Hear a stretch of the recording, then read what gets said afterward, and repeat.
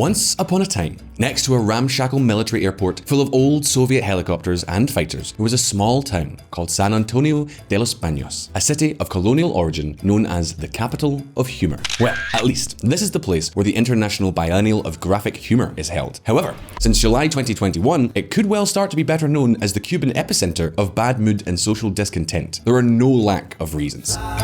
Cuba is facing its worst shortage of food since the 1990s. Cuba recognizes serious shortage of medicines. There, in San Antonio de los Baños, is where it all began. It is the place where people became fed up, and it is the first place where people lost their fear, and the first mass protests against the Cuban regime appeared, at least the first since 1994.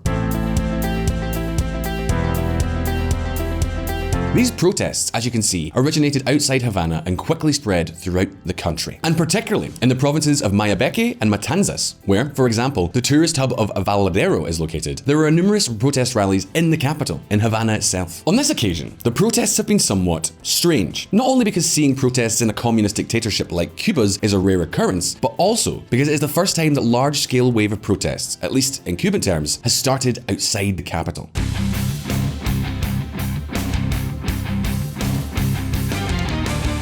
Unlike what happens in other Latin American countries, the communist regime that has ruled Cuba for more than 60 long years has managed to establish a strong institutional framework that reaches every corner of the country. This gives the dictatorship a position of broad dominion and control over the population as a whole. In fact, the Cuban regime is one of the few communist regimes that, despite all the difficulties, managed to survive the fall of the Berlin Wall and the collapse of the Soviet Union. What's more, the regime even survived the great economic crisis that hit the country between 1990 and 1994, a crisis that caused an upsurge in rationing and severe material shortages that continue to this day. It was a period in which Cuba lost, in just 3 years, 36% of its GDP, a blow from which the country would take more than 17 years to recover.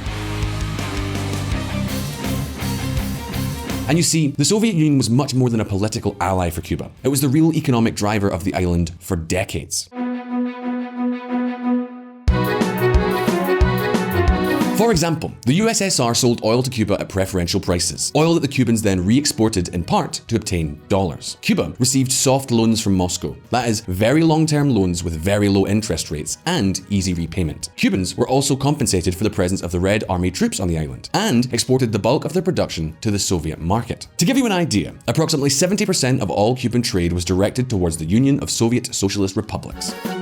Cuba was more dependent on the USSR than it had been on Spain and the United States in its entire history. Juan Triana, Cuban economist. Therefore, when the USSR collapsed, the Cuban economy collapsed. There were very hard years of crisis during which even the consumption of calories by Cubans was reduced by almost 30%. It was a stage known as the Special Period, years of extreme hardship that ended up fueling a social explosion, the Maleconzo Uprising.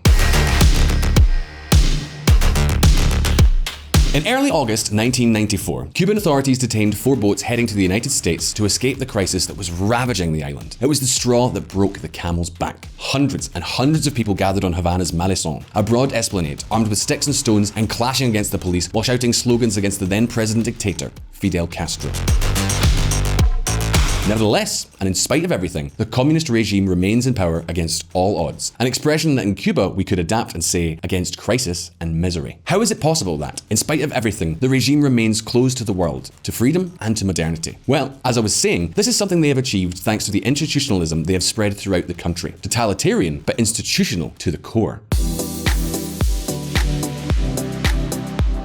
In fact, the political institutional construction of the Cuban regime is largely inherited from the Soviet experience. It maintains very refined power structures at government and military levels. That is to say, there are no traitors or significant internal struggles. In addition, the government has one of the best security and intelligence services in Latin America. That is precisely why, despite all the crises the island has suffered, the dream of achieving freedom and democracy always seems very distant and difficult to achieve for the Cuban people.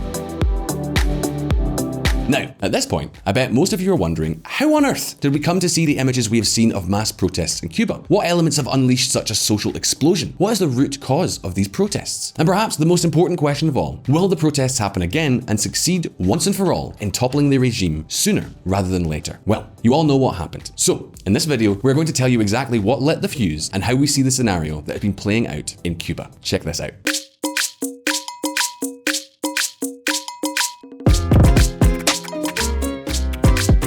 An unstoppable wave of freedom. The Cuba of 2021 is not the Cuba of the year 2015, not even the Cuba of 2020. The country has experienced significant social changes that, until a few years ago, would have been quite simply unthinkable. Changes that, although they have not been reflected in the government, nor an improvement of the economy or political freedoms, have changed Cuba in some ways. For example, despite all the propaganda of the regime, most of the younger Cuban generations no longer see the United States as a hostile agent, but as a kind of model of what they might one day become. In all the changes that have taken place, there is one thing that has marked a real turning point: the arrival of mobile internet. In fact, this has been one of the factors that has most mobilized people in the protests of July 2021. We're talking about a service that did not exist on the Caribbean island until relatively recently. 2018. Mobile internet service would start on December 6th. Through the state-owned telecommunications company, ETECSA, the country's only internet provider, Cubans can now access the internet anywhere from the palm of their hands. It is something that has opened doors to a force that is very difficult to contain.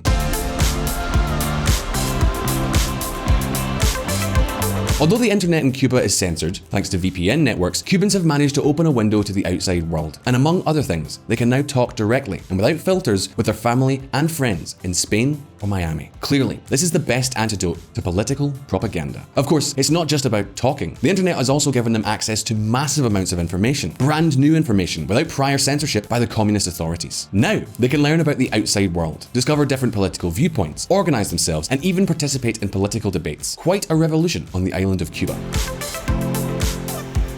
Now, Cubans are seeing firsthand the consequences of being imprisoned on an island whose government seems frozen in time, while their immigrant compatriots prosper in the rest of the world. And, to top it all off, there is the disappointment, the enormous frustration with the new Cuban government. You see, when Raul Castro began to hand over the reins to the island's new political leader, President Miguel Diaz-Canel, there was a great deal of expectation. Would this finally be the leader who would promote openness and change in Cuba? In theory, Diaz-Canel was in favor of important reforms, opening Cuba to the world, allowing private initiative or direct foreign investment. That is to say, to change the course that so many communist dictatorships have gone through over the years. And yes, it is true that some changes did start taking place, starting with internet access. However, other areas have been very slow, too slow, desperately slow, to the point that they have barely improved the economic situation, and they've certainly not lived up to expectations. At the end of the day, this is relatively easy to explain. What Cubans want in 2021, especially the young, is very simple. They want to have the latest model cell phones that their cousins living in Madrid already have, the cars that their uncles drive in Miami, to be able to talk about whatever they want without fear or reprisals, or simply be able to travel. They want to have a future and a normal life, something the current government doesn't seem willing or prepared to give them. And that is precisely what has been forging a certain general awareness that the life they have today simply does not work. It's not quite right. They're living in the name of a revolution that they never actually supported. To make matters worse, the generation that has protested the most is a generation that was born during what is known as the Special Period, the period of severe economic crisis that, as we have already seen, followed the collapse of the Soviet Union. In short, this is a generation that has never experienced anything but crisis, repression, rationing, and poverty. How can they not be fed up? And what's more, they have nothing to lose. The way we see it is that the protests meant one thing, that Cubans are losing their fear. Now, what exactly was the spark that lit the fuse? Any ideas? Check this out.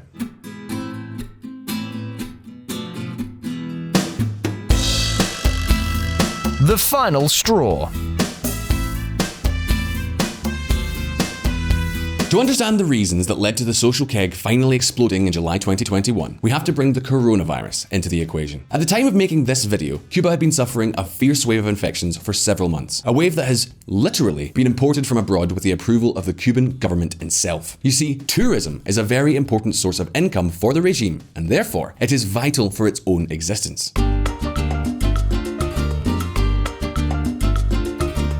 Take a look, for example, at this name, GESA, Grupo de Administración Imperial, I think. It is an organization, a consortium owned by the Cuban Armed Forces. It is a kind of holding company, controlling all kinds of assets, retail distribution stores, ports, and above all, hotels.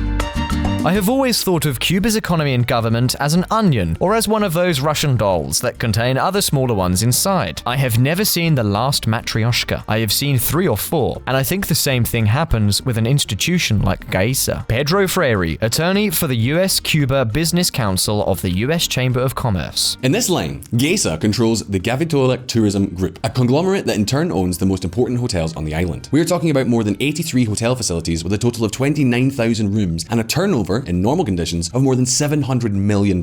Well, if in 2019 tourist arrivals to Cuba already fell considerably, by 6%, in 2020 the results were catastrophic. As a result of the pandemic, the number of international tourists arriving on the island dropped to practically zero, and the Cuban government lost nearly $3 billion in revenue. And although, in 2021, things have improved a bit compared to the previous year, the Cuban tourism sector is still lagging far behind the figures of previous years. So of course, in such a situation, any income counted.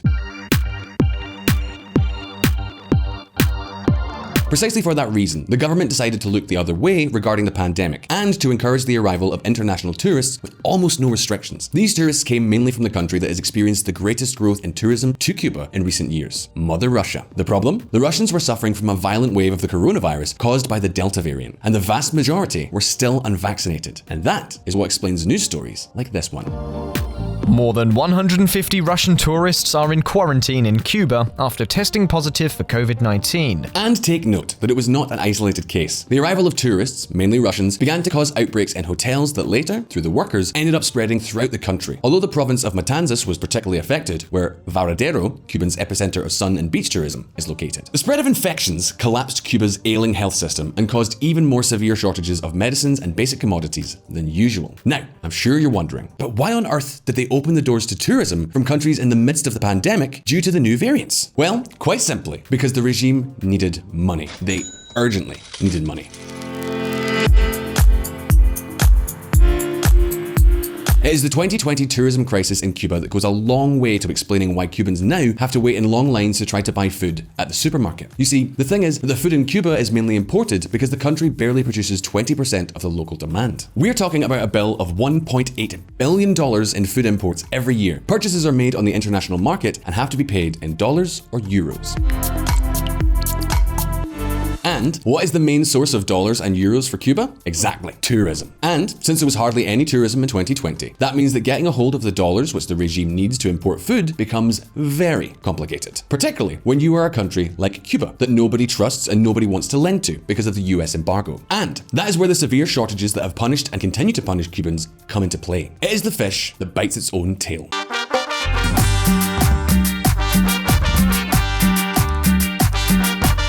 A tightly constrained and highly unproductive economy. A system of state-owned companies that is completely dysfunctional and not subject to market criteria. Extreme control of everything that enters the island. In short, the perfect recipe for disaster. Perhaps the biggest miscalculation made by the government is that they never thought that the situation would get out of control to the point of unleashing the largest protests in the history of Cuba. Protests even larger than those of the uprising in 1994. To give you an idea, 40 demonstrations were registered in a single day. This is obviously not normal in a country governed with an iron fist like this one is. In fact, on the busiest days of the protests, which came to fill streets and squares in Havana, Cuban dictator President Diaz-Canel was quite nervous in his communiques. He even urged civil confrontation between supporters and opponents of the government. Tienen que pasar por encima de nuestros cadáveres si quieren enfrentar a la revolución. Y estamos dispuestos a todo.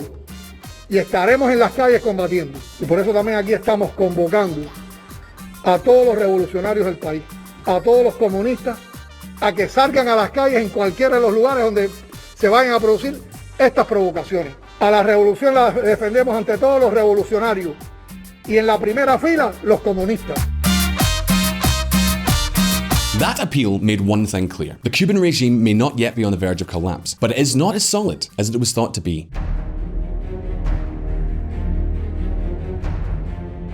After cutting off the internet and even electricity to make assembling more difficult and deploying security forces, the protests gradually died down. Police and military forces have taken over Havana and the country's main cities. The Black Berets, the elite Cuban repression corps, and civilian men armed with PVC pipes and wooden sticks walk in groups through the cities to intimidate the population.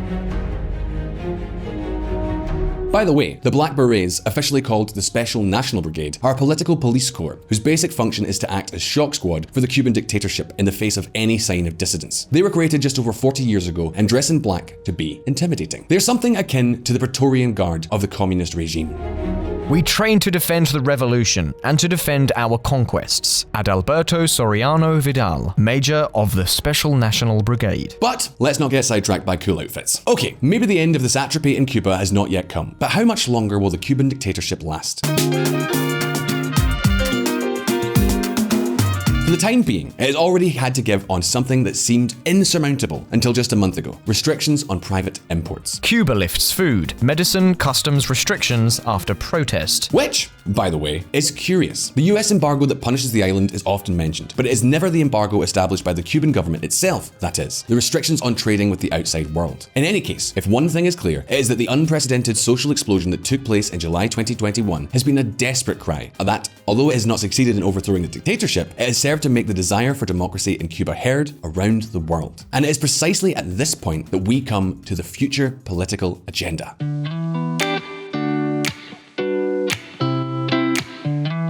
Let's be clear, if the Communist Party of Cuba wants to continue ruling the island, it will have no choice but to carry out real economic reforms, market-orientated reforms, as Deng Xiaoping did in China. On the other hand, if they continue to refuse to change the model, the tide may soon sweep them away, or the international community may even say enough is enough to what has been an unsustainable situation for decades, a repressive and outdated communist dictatorship a few miles from Miami. But at this point, it's over to you. Will Diaz-Canel and his cronies be willing to modernize Cuba in order to keep their seats? Will the protests result in a Cuba with more social and economic freedoms? Or will the government opt for the path of more and more repression? And what position should the international community adopt? You can leave us your opinion here below in the comments. And by the way, if you like this video, don't forget to give us a like and subscribe to the channel by clicking on the little bell down there so you don't miss any updates. Once again, thank you for watching, and I'll see you all next time.